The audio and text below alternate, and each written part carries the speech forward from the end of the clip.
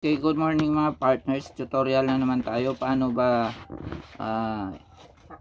i-update yung ating nakabind na wallet address. So i-click lang itong pangatlong button, itong may QR code na icon, yan. Register USDT address. So kung may nakabind na dyan, pwede nyo namang palitan yan. Ayan o, ang linaw-linaw, pwede nyong burahin o. Bakit marami pa rin nalilito? O, burahin mo.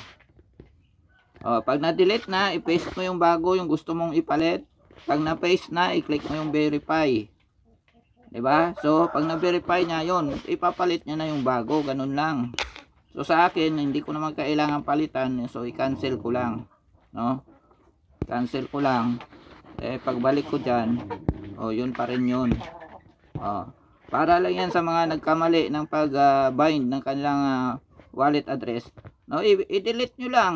Tapos lagyan nyo lang ng panibago, then i-click verify. Bakit nagsasabi kayong hindi ma-delete? Ayan, ang linaw-linaw. Sige. Happy earnings mga partners.